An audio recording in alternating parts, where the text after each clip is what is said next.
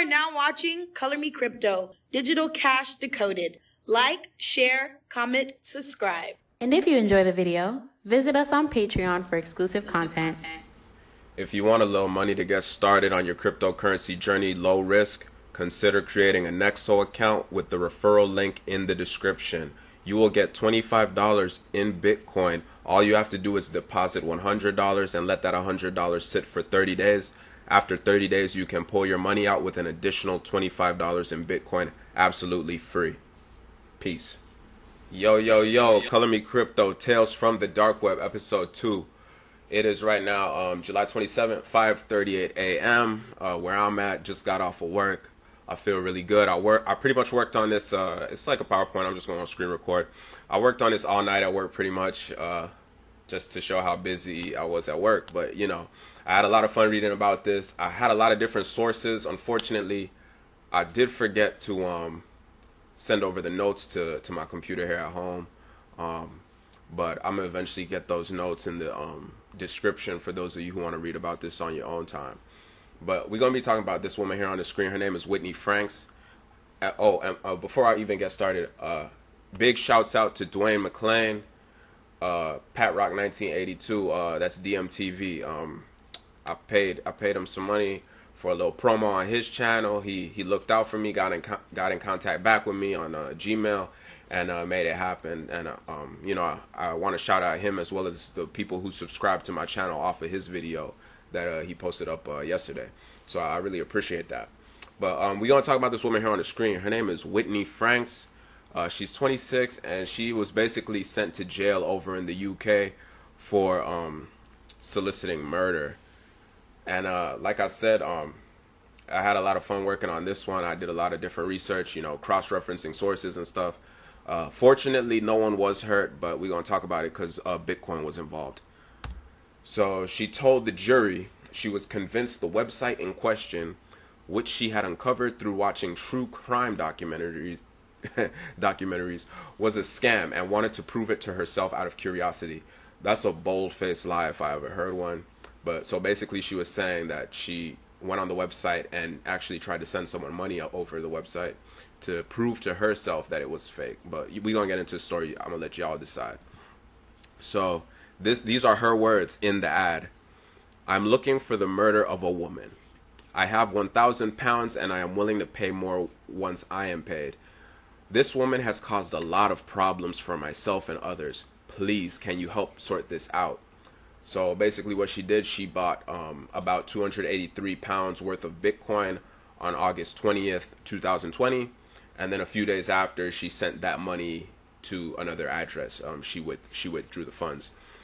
And she confessed to sending the message again after receiving no response the first time. So she basically posted this ad up to get this other woman killed several times. And we're going to get into why she wanted her killed. So this is just a little more explaining it. I came across the website on the normal internet. Big red flag. She first of all, she has no clue what she's doing. She need not be on the dark web.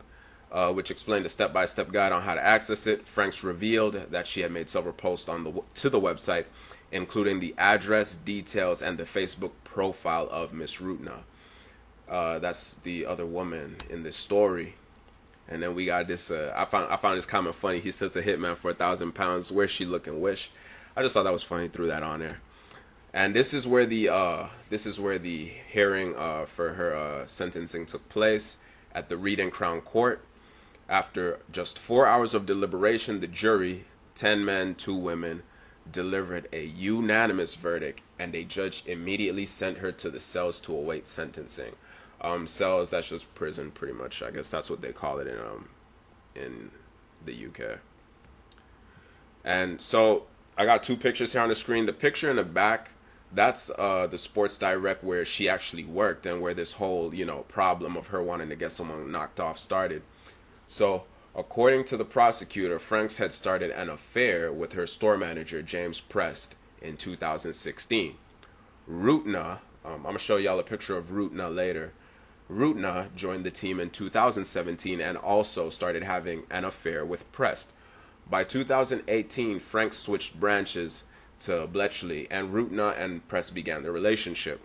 So, The image in the background where it looks like they're inside of a mall, that's basically where Miss Franks met James Prest, who was the store manager, and they began having an affair. However, around 2018, Franks, the woman who was trying to get her coworker killed, she got promoted basically, and they sent her to the picture in the front, the store in this is the store in Bletchley, from what I gathered pretty much. So she started working in 2016.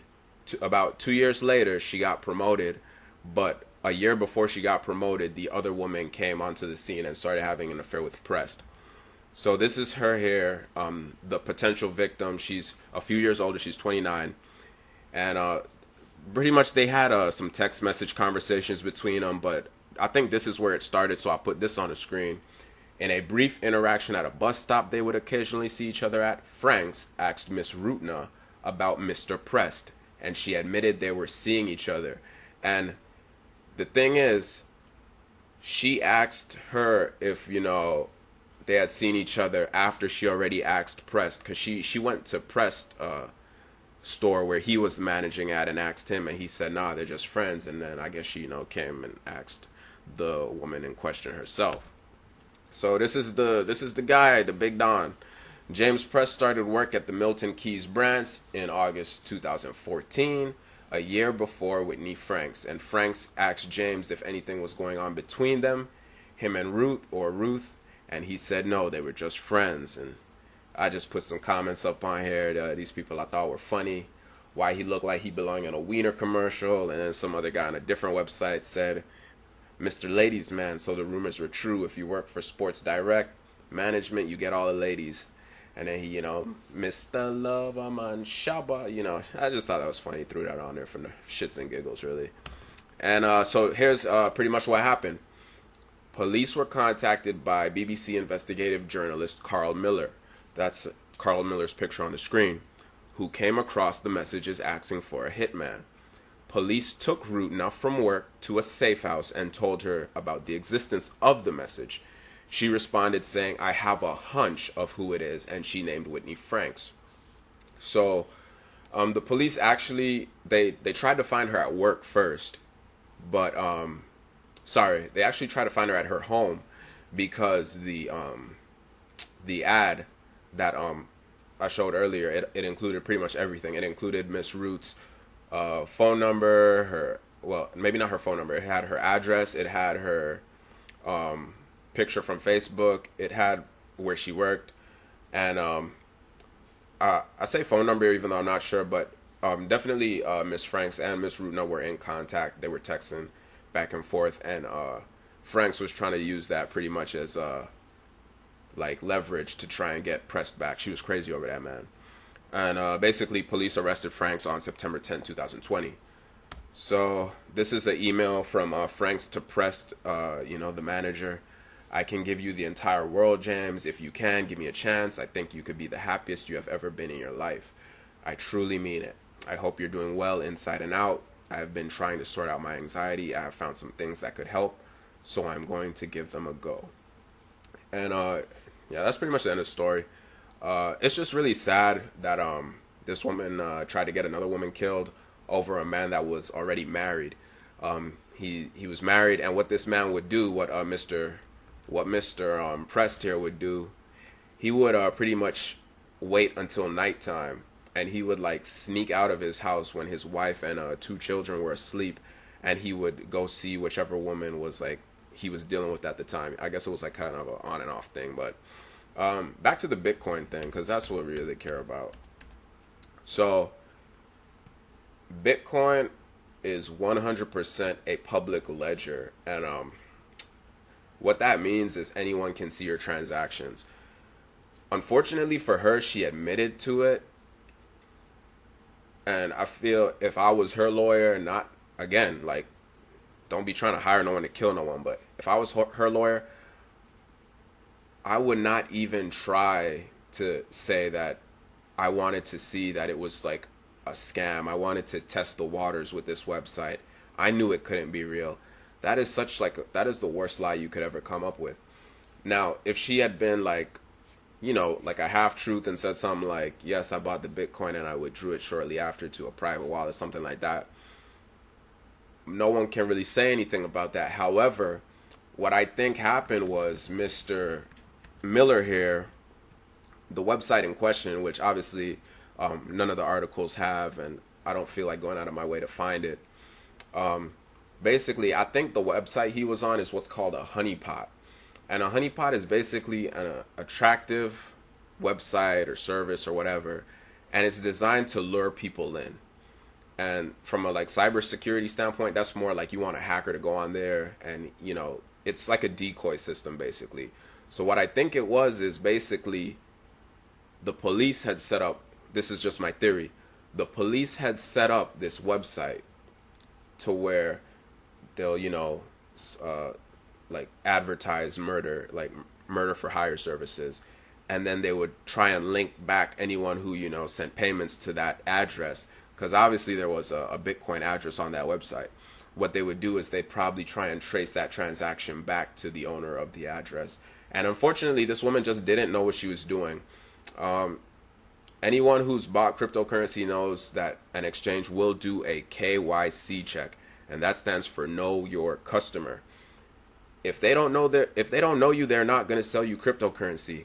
So by the time Miss Franks, the lady from the beginning, by the time she bought that Bitcoin, that 283 pounds worth of Bitcoin, they already had her address, her social, her phone number, her ID. They had everything. So all it was pretty much was a matter of them saying, okay, she bought the coins on August 20th, and then she sent them to this address, and this address belongs to the hitman. I don't even think she did any kind of obfuscation. I'm not going to talk about any of that on this channel, just because you don't need to know that. And it's kind of in depth and outside the span that I want to keep this video. But I mean, yeah, she just did a lot of things wrong. She obviously had no clue what she's doing. She probably didn't even have like a VPN turned on, nothing. So that's pretty much it. Yeah, tales from the dark web. Don't be buying Bitcoin thinking you're going to be getting people killed and getting all types of drugs, and you just have no clue what you're doing. Like, you need to know what you're doing if you want to be doing wrong, and you need not be doing wrong in the first place.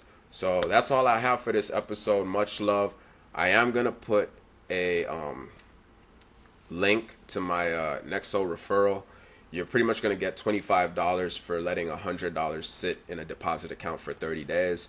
After that month is up, you can pretty much withdraw your $100 and you get an additional $25 in Bitcoin, whatever the amount of Bitcoin is at the time that your 30 days is up.